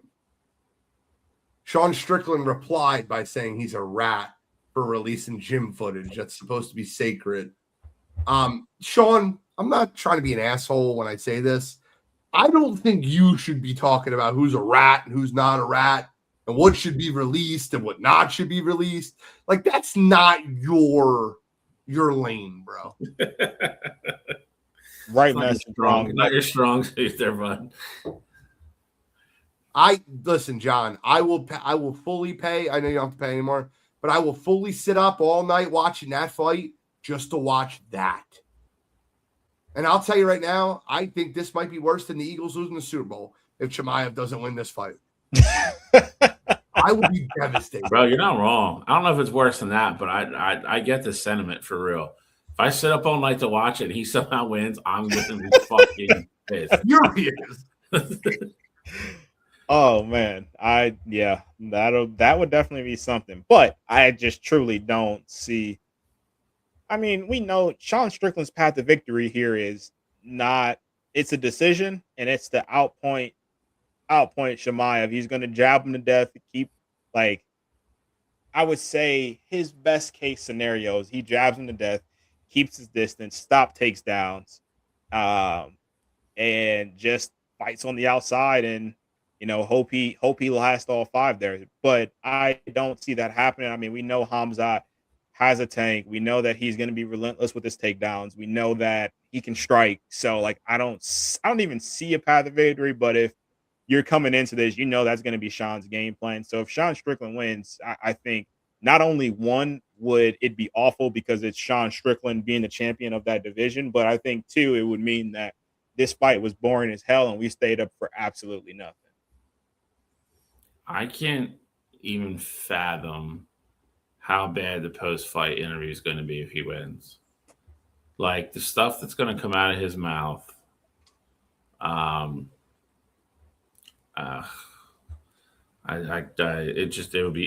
would set the sport back. I can't imagine. I can't. I really hope it doesn't happen. The rest of the card is not bad. Joshua Van, I love watching him fight. He's on this card. Joaquin Buckley's on this card versus Sean Brady. Sean Brady's a local kid. That'll be a fun fight to watch. Yep. Jeremy Stevens getting back in the ring. That'll be interesting. The whole card isn't bad. Who the fuck is that guy? Yeah, no, I mean, I'm definitely a fan of this card here. I mean, it's not a great card by any means, but like this is what your random UFC numbered event should look like. You got, recognizable fights, the first 3 of the main card here, and then you got 2 championship bouts there. So, again, not like I don't think this is come into the year. This is going to be a card where we're like, hey, like I vividly remember 328, like being in, all the anticipation for it. But if you're a UFC fan, I mean, who everybody on this main event is going to be. So I'm definitely looking forward to one of the first ones under Paramount that I'm actually looking forward to watching. I'm with you. Want to give some predictions on the fights? Gentlemen? Absolutely. Where do you want to start? How low you want to go? How about this? Give me your surprise. Like you're like, I don't know, the card, the fight to look out for. I mean, I think the fight to watch here is going to be Sean Brady versus Joaquin Buckley. I think that has fireworks written all over it. So, I mean, I think as far as entertainment purposes, outside of looking to see Sean get absolutely embarrassed, I think the Sean Joaquin fight is going to be incredible. I agree. I think Sean Joaquin is. I think it's an exciting fight, and I think it's a good fight. I think you absolutely get your money's worth out of both those guys. I mean, they're going to stand in the middle. They're going to throw, and somebody's going to win, somebody's going to lose. I don't think that's a boring fight at all. Part of me, I would love Chimaev just to walk in and knock him out in like 45 seconds. Like, don't get me wrong. Part of me also wants to see him suffer. So, like, I would love if Chimaev just like toys with him. Like, you're in the zoo and like somebody falls in like the tiger cage, and the tiger just fucks with him for a while before he eats him. Like, I would like to see that. That's my equivalent of what I want to see happen to Sean Strickland. I want him bloody. beaten. Oh no! They cut him up and call him and throw him around and everything before they decide to kill him. That's exactly what I'm looking for. Guys, I'll tell you right now, the fight I'm most looking forward to on the card is not even close. It's Joshua Van versus Tatora Tabra. That's going to be a great fight. Can't wait to watch that. Joshua Van's the underdog in that fight. Pay attention. Wild. There's another underdog on the undercard that I love. If you don't know who this fighter is, Marco Tullia is the underdog, is the favorite versus one of my favorite fighters, Roman Kopylov. Roman Kopylov is coming off of 2 decision losses. He's fighting a guy that just got knocked out for the first time or second time in his career. Just got knocked out just six months ago. I like Kopylov plus 165 to win on the undercard. So look out for Roman Kopylov to win on the undercard. And this is a great card to bet. I also think too, like with Kopylov, I think that's a good call out too. You also got to remember that I know one of those losses was against Paulo Costa, and at that point, Roman was on his ascend. Like he had a number next to his name, so he was moving up in competition and things like that. So 2 losses back to back definitely hurts, but let's not forget Roman Kopylov was a fast riser in the division, and he was looking good up until that fight against Paulo. So I think that's a good call out, Gene. And then, for the main event of the evening, by the way, just to be clear, I'm picking Joshua Van as the upset. I like Joshua Van to fight. Big Joshua Van fan. I'm also taking Sean Brady. I almost have to. It's like heritage type thing. But for the main event in the evening, I think it gets to the second round. I got Chimaev by second round referee stoppage. I don't have an agenda or anything. Well, I also have Joshua Van in the co-main there. I do think, Joshua Van is hell of a fighter. The fact that he's an underdog is wild, but does let you know about Tyra and how good that he ultimately is there. In the main, I got Hamzat there as well. I think it's going to be a first rounder, though. I think it's going to ultimately be a submission. I do think he is going to get Sean on the ground there. I don't think we get to see Sean beat up as much as we want to, because I do think he's going to be able to get his back probably pretty early, and I think he's going to be able to put him out. Love that. Shally. I'm sticking with you guys. I'm going with Van. I was a little surprised when I saw the odds myself when I looked it up. I think that's going to be a banger of a fight, though. It's going to be high paced, high action. Those, again, 2 guys, great tanks. They're going to sit there and go and throw. But I think he retains. And then, I've already made my feelings on Strickland known. You guys you're letting him off the hook with a mercy killing. I want him to suffer. You're going what, 4th, 5th decision? What are you thinking? I told you. I hope Chimaev plays with his food. I really do. I'll say 4th, and I just hope he's a bloody mess at the end of that. I love that. Sorry, got excited. Let's move on to a little quick baseball update. Well, MLB. Guys, what are we, like 35 games in the most team seasons? I think 36 games in the most seasons. Give me your biggest surprise and then give me your biggest letdown. 36 games into the season.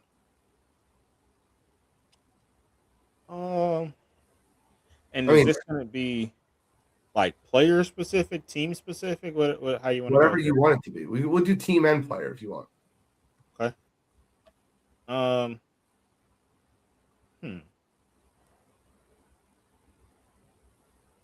I would say that. I don't know. I'll give you mine because I kind of threw it out there to you guys Okay. last minute. I have two, and I'll just give you one, and if no one says the other one, then I'll give both.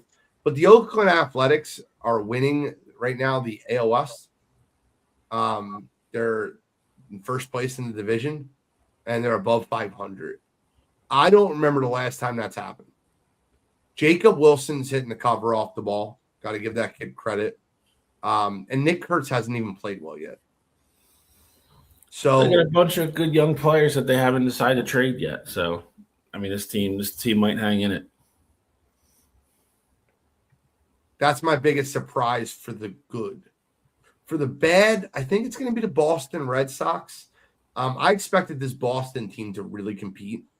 Granted, they have won 3 out of their last 5 and their last 2. I felt like this team was better roster constructed. They already got rid of. They're not got rid of, but they already fired everyone in the managerial staff, and they're 15-21. I think they're like 13 games out of the division already in April. They say divisions can't be won in April, but they definitely can be lost. Yeah, they're 10 back. Only 10, but it's still a big number.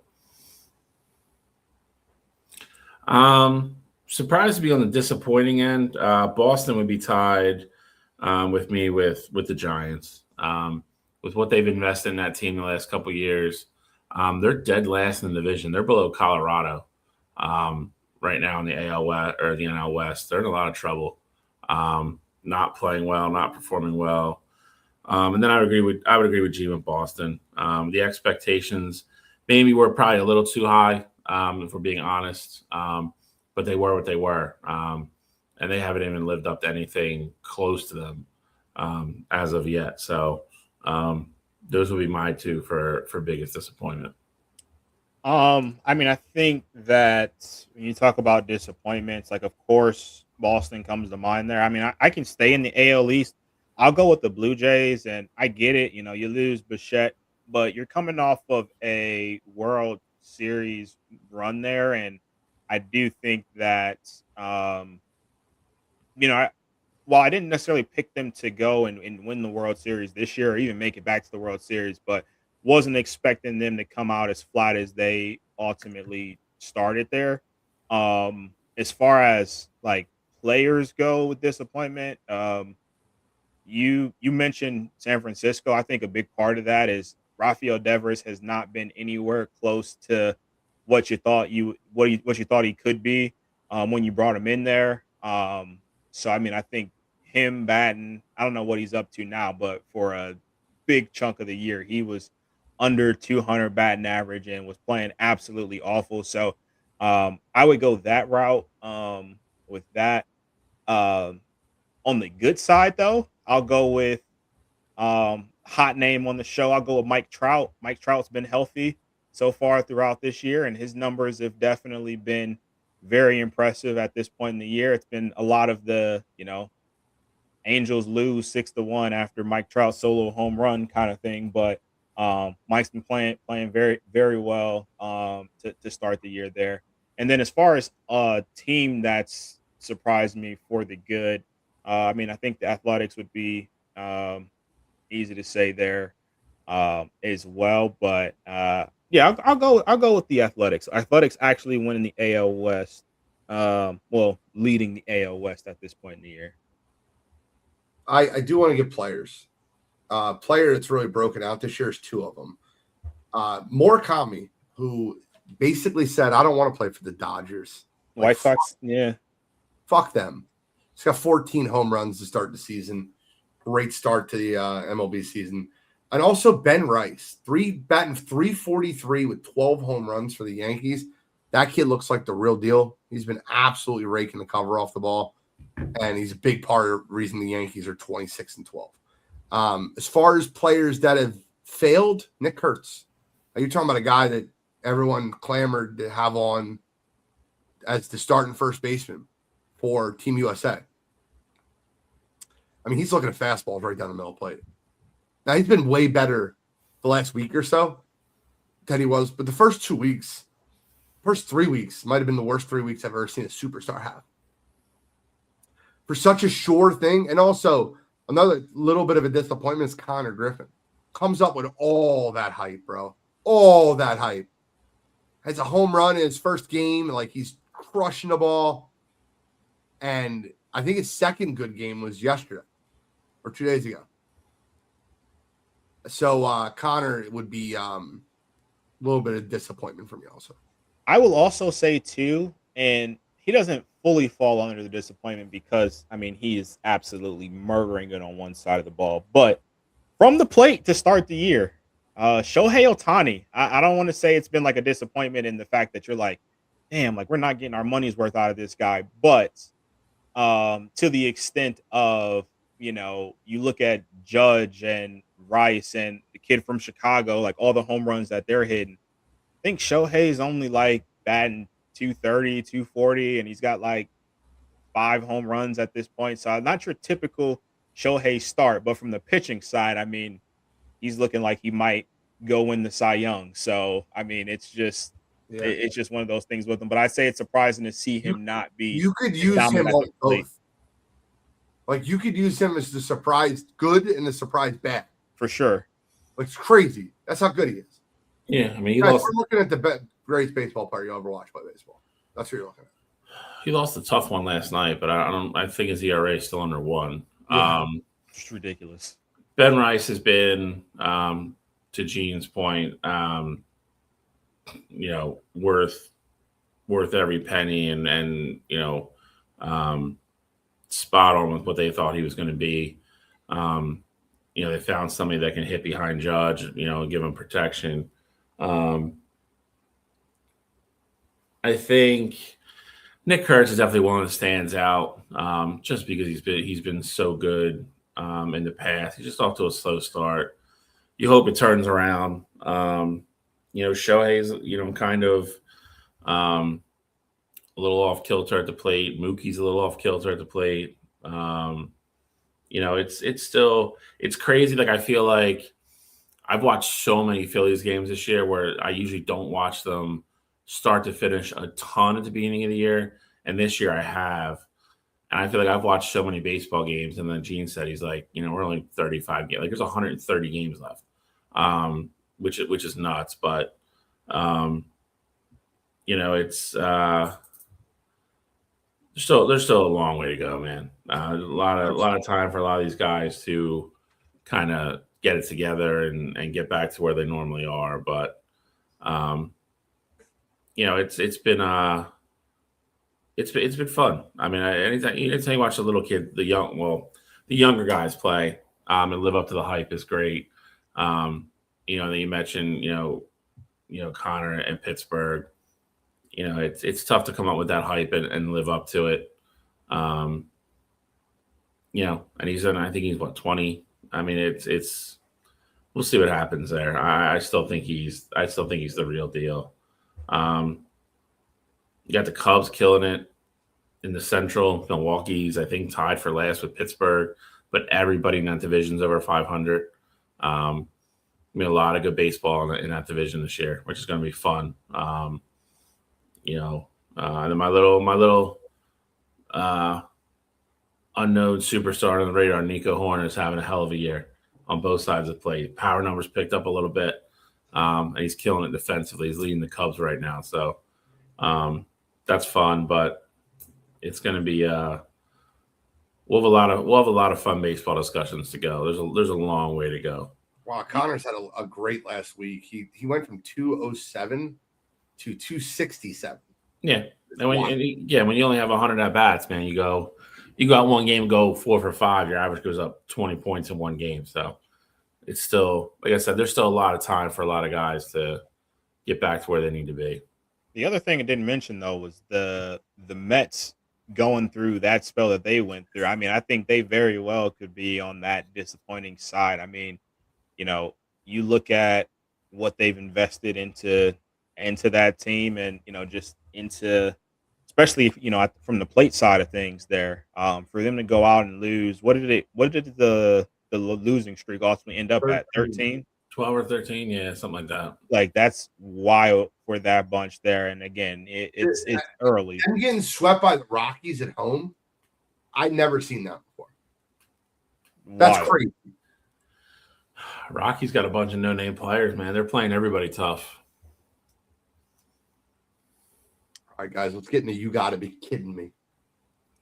All right, so I might go and catch the end of this basketball game. So this week for me, we talked about the NCAA royally screwing up the March Madness tournament. Gene disagrees. I think we all will agree on this one, and the coaches have spoken. The AFCA, which is basically the Coaches Association, voted, and they are fully supporting expanding the college football playoff to 24 teams and discontinuing conference championships. I mean, it does not take a rocket scientist to figure out how this is going to be awful for the sport. Not only are you expanding it to where you're going to have more blowouts and just more games that people ultimately don't really want to see and non-deserving teams getting into the playoffs, but you're also adding in the fact that we're taking away conference championships. And for what reason are we doing that? I get it that you don't necessarily need it to get into the playoff, but with the playoff sitting at 12, you didn't necessarily need to go. I mean, we saw the number 1 and the number 2 team in the bracket were in the same conference championship game. So it's not like it's deterring, anything as far as the brackets go if you're playing well, and you've earned your seating there. So the fact that we're just going to completely get rid of this, when for a lot of teams, like that's the goal for the season. We're going to go out, we're going to win every game in our conference. We'll probably get the shit kicked out of us non-conference, but we want to be conference champions. So the fact that the NCAA thinks this is the right move just because they can expand the playoff field and again generate more money is just so nearsighted. It's unbelievable. So this week for me, the Coaches Association not being able to see that and fully supporting this new plan to expand the playoffs. Come on, you gotta be kidding me. A couple of you can say whatever you want. I'm gonna stay in baseball. I'm gonna go to the AL Central, and I'm gonna go to Framber Valdez for his second incident in the last I don't know 6 or 7 months. We all recall last year he crossed up his pitcher when he got mad after giving up a home run, said he didn't call the right pitch, said it was an accident. Nobody believed him. So yesterday they were playing, gave up back-to-back home runs against Boston. Next guy comes up, Trevor Story, plunks him. As intentional can be. He says the ball slipped. He said he was trying to come back inside because he just given up back-to-back home runs. If you watch the video, I mean, he throws the ball right at him. This guy, in my opinion, he's kind of almost even had like a fall from grace. You look at where he was 3 or 4 years ago in the World Series, a young pitcher, almost unhittable. His numbers have dropped the last couple of years. Signed a big contract with Detroit this year. Went over there. Ended up being a bench clearing brawl. He has a problem when he doesn't succeed. He's a baby, doesn't know how to handle it. Got his team in a fight yesterday. I applaud AJ Hinch for coming out right after, pretty much burying him. Saying that's not what they do there, and he thought it was intentional. Didn't feel good to be out in the field and defending something like that. You don't see that all the time. Then he got suspended today for 5 games, so he's going to miss the start. So, but Framber's turned into an absolute. The guy was on the cusp of being, an elite top 10 pitcher, and he's turned into a big baby now. He just takes everything he does wrong out on other people. Childish, stupid, deserves everything he gets at this point. So this week for me, Framber Valdez. Come on, you gotta be kidding me. I think what makes it also funny with the Trevor Story incident is that I think Trevor stole second twice against Framber and he had some sort of toe. I don't know if he was seeing what Framber was doing with his hand or whatever, but there was like a breakdown afterwards that I saw on Twitter, and like essentially Trevor Story was helping give the signs to Red Sox hitters like during the at-bats there. So it just makes it even better, the fact that he gives up 2 home runs, and then of course it's Story that comes up and for you to say it's not intentional, one, when your pitches have sucked and you've just been, laying them out there for him. And then two, Trevor Story is the guy who you're probably ultimately pissed at is rich. So that just added dynamic to that story. Guys, I'm going to go back to what I talked about earlier. And I'm going to replay the video because it is that egregious. So let me just pull it up for you guys.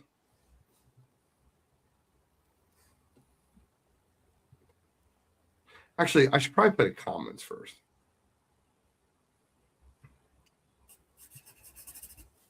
Hang on.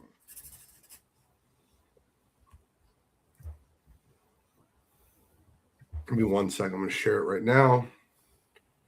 Pardon the fact that I'm not the sharpest tool in the shed. All right, let's play the comments first. This is Jaylen Brown. Basketball, some of y'all might disagree. You know what I mean? But argue with your grandma. Flopping has ruined our game. Joel Embiid is a great player, one of the best bigs in basketball history. Flops. He know it. This ain't breaking news. I mean, this is my personal opinion on basketball. Some of y'all Okay. Well, I just made Jaylen Brown, you obviously don't flop.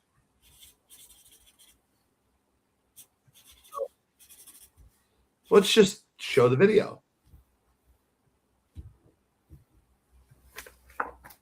Let's watch this play here. on basketball, some of y'all might disagree. You know what I mean? But argue with your grandma. Flopping has ruined our game.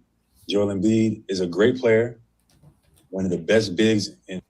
Jaylen Brown went on his podcast whining about flopping and then had the worst flop of the night. Hey, Jaylen, maybe instead of doing all this complaining, let's play better basketball. You had a great chance to win this game, and what did you do? You choked it away in the final minute. Let's review exactly what Jaylen said. Flopping has ruined our game. Joel Embiid is a great player, the best bigs in fucking basketball history. Flops. All right, Jaylen, so flopping's ruined the game, and Joel Embiid is the only one that flops, apparently. But this is you becoming the man you swore to destroy, and this is not the only example we have played. The other day, did you not hit a pump fake and then elbow Paul George in the sack and then go up for the shot right after? Like, was that not what you did? Let's be honest with ourselves. The reason you guys lost that game down the stretch was because you didn't make any shots. You and Derek White, and then Tyrese Maxey went off against you guys. Joel Embiid was literally crawling limb for limb across the court and still giving you guys buckets. He absolutely balled out, and there's no denying it. But you, on the other hand, were passing the ball out of bounds to nobody. You thought Jason Tatum was right here. So next time, instead of going on stream and talking smack about the entire other team and the refs, let's take a little bit of accountability, Jaylen. Let's be better in game sevens when it matters most, instead of missing all of our shots down the stretch and choking. Jaylen Brown went in his Watch his flop, though.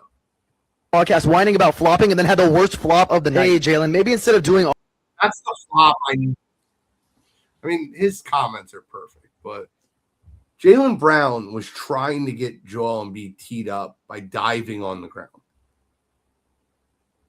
I thought there was a rule, an anti-flopping rule in the NBA. That wasn't called. Tyrese Maxey had the first three, anybody can look it up. The first three fouls of the game by Maxey, not one of them was a foul. You can watch the replay. He doesn't touch him. They could have used a challenge on any one of the three and won easily. And then Jaylen Brown's got the nerve to say the referees in games 5, 6, and 7 had an agenda against the Celtics. Dude, stop it. Knock it off. You're embarrassing yourself. You guys are the better basketball team. You guys are the better basketball franchise. We haven't beaten you guys in 30 or 45 years. So this week, Jaylen Brown. Come on, you gotta be kidding me. Any final thoughts, gentlemen? Got what was coming to him on that one. I don't even know why I think that's what you want to say. That's probably a conversation that you'll wait until the summer to do. Is coming out and just doing it right after the series ends, when, again, not the reason why you lost the series, is definitely crying over spilt milk. Shally, any final thoughts? Yeah, I mean, just like you said, I mean, he's too good of a player to air that out and just have that be, how you remember him for the rest of the offseason. Like I said, there's a million other things you could point at in that game why they lost the series. But understand you probably a day later you're still pissed, still emotionally all charged up and everything else, and unfortunately people decide to go on social media. I still don't understand it, but I think you say dumb things that are going to be replayed over and over forever. So, it's going to suck for him. Well, guys, that's all we got today. The Sixers are in the third quarter in a tie game in the playoffs, and I'm a 76ers fan. So thank you guys so much for tuning in to Wire2Wire Sports Podcast. I'm the NFL genius, Gene Walzek. That's Kent State's own, Cleveland's own college control, Uncle Shally, Scholastic Shally, Mr. William Shawcross, and we are signing out.